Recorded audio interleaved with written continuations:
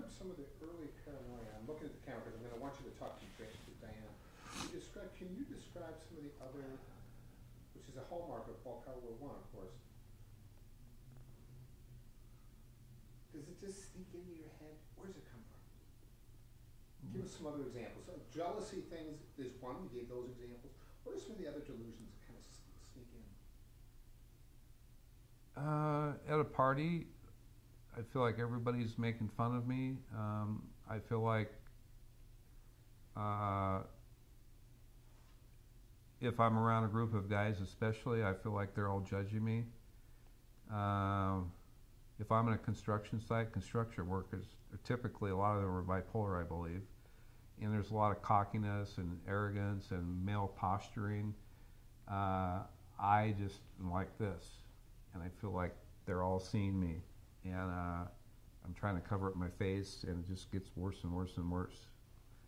And that's kind of an idea.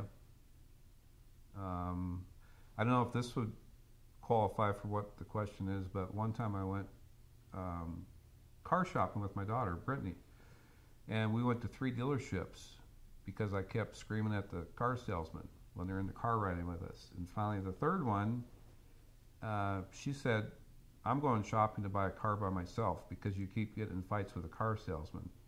Because my paranoia was, "Hello, how are you doing?" And I would respond back, "You really don't care about us. You just want to sell a car." And just insane stuff. Yeah, things that didn't make any sense. Mm-hmm. Yeah. And I don't have any, maybe 99% of the time, I'm not jealous anymore of my wife. No. It's like totally vanished due to the medication. Yeah, I think, some of the delusionals and things that I think I will say, like, it's like the way that he wanted his life. He always wanted this perfect life. Maybe because you didn't had it when you were, a kid, his mom or something, and then, he meets me, and then he, have the kids and that love, and he wanted that. So I think that's kind of like a delusion, kind of like he wanted that, but he didn't know how to create it or how to even be part of it. So every time that, like I will be cuddling with my kids, he wanted that, like an instant. I want to cuddle like that, but he didn't know how to do it. Or like bringing my like my parents, oh, yeah, I'm going to bring them and we're going to be so happy. And I'm like, dang it, something is going to happen. After 2 months, he kicked out my mom, after she brought her, kick him out. And that was another episode, or yes, your brother is coming to visit, so excited, I will love him. The same thing, will give everything to my brother, throw him out, and told me, if you help him out, I'll divorce you. It was like these things. So I think that's part of this delusion thinking that it's something that he wants, but he didn't know how to. And right now, my brother, they have a good relationship with my parents. I think it's been fixed. Well, the things I've always wanted that I couldn't have, I can have them now. I want the family, even though I wasn't raised in a real loving atmosphere. Now I can achieve that. So I can have what I want as far as people, and that feels really, really good. I've been reading a little bit about bipolar, and one of the hallmarks of when you're in a manic episode, and let me know if this applies to you, is that you have illusions of grandeur. Like you just feel like really like you're this ideal person, but then when you go to the other side, you kind of realize, like, you go to the other extreme, like, oh, I'm absolute crap. Did that apply to you at all? Oh yeah.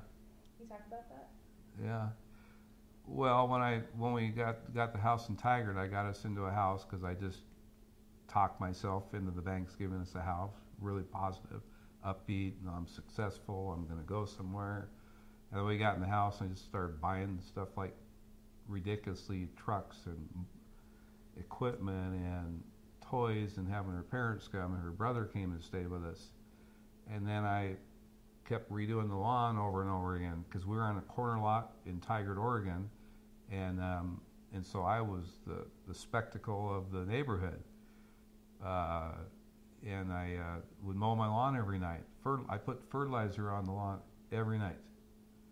Water it 5 times a day. And I had a lawn mowing business, so I would have been out mowing 20 lawns, come home and mow my lawn sometimes with the headlights on in the truck to see the grass. It was crazy. And then it got so bad that the city of Tigard kicked us out of Tigard. So you talk about being down. That's pretty down when you get kicked out of a city. So I had to pack everything up and move to Portland. So I was pretty down. But then I picked myself up again because I have to regenerate all that revenue, and then I go back up again, being Mr. Successful. So your ideal image of yourself was kind of like this super successful, like rich businessman, and then maybe when you felt like you weren't fulfilling that ideal self, it was just like this feels horrible. Well, I wasn't that way anymore because all my money was gone. Mm-hmm. Otherwise, I would be that way.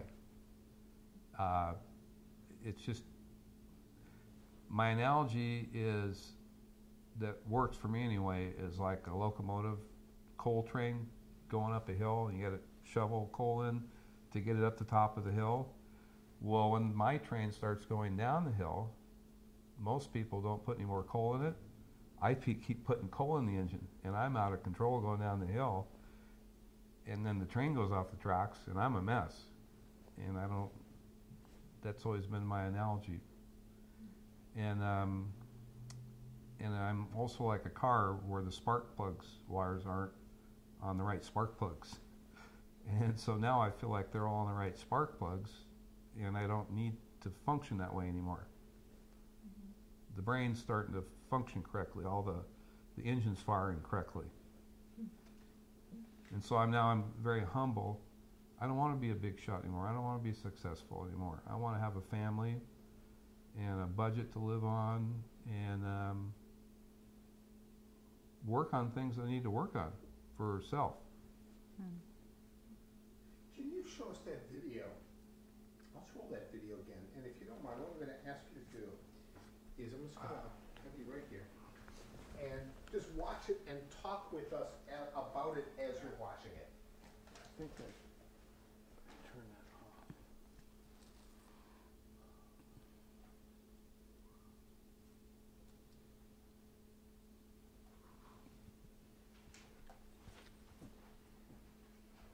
Let's see.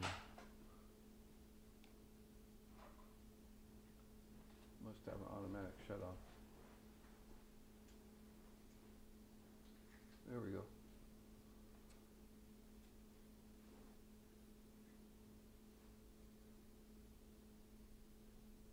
You can't hear the video if I do that though, can you? We'll be fine. We'll do the video. We'll do that as an overdub. Just have a seat.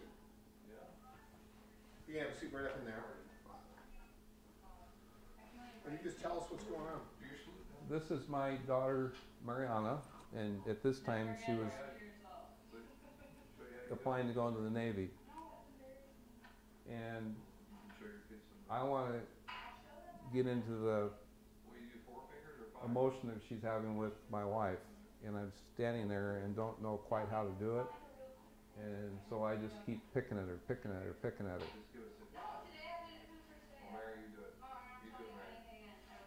And it's really hard for me to see this because I just,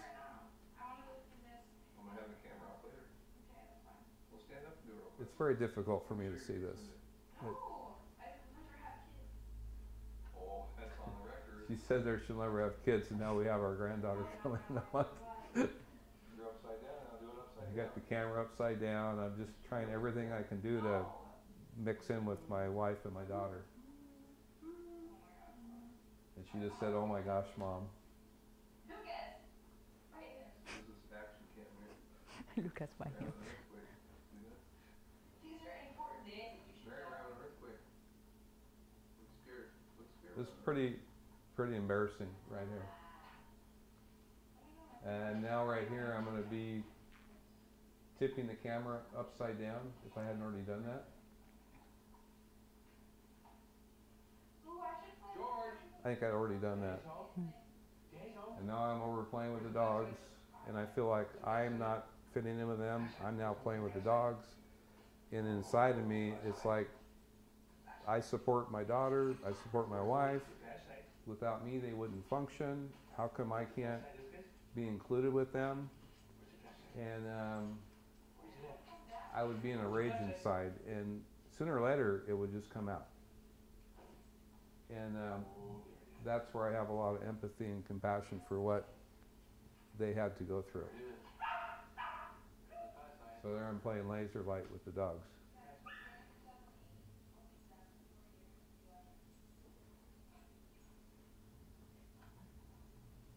It's hard to confront your life sometimes, isn't it? I beg your pardon? It's just hard when you're honest with if you're actually honest with yourself sometimes. The video camera can reveal a lot. All of a sudden you say, oh, I am behaving oddly there. Yes.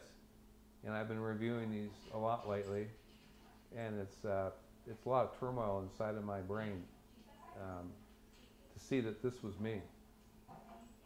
And this could be me still. What do you mean? If I don't take good care of myself and do the things I'm supposed to do, I can revert back to doing this, even with the medication. Say goodbye. Say goodbye to Ty. Say. Because the medication is only one thing for a bipolar person of my type. Keep going. A lot of people say they have sleep problems when they're bipolar, and my thing is, I don't think I have sleep problems. I think I have problems with not doing what I'm supposed to do. It's a lot of bipolar bad habits before I was diagnosed. And so now I'm looking at what's bipolar and what's not bipolar. Well, if I don't exercise, that's not bipolar.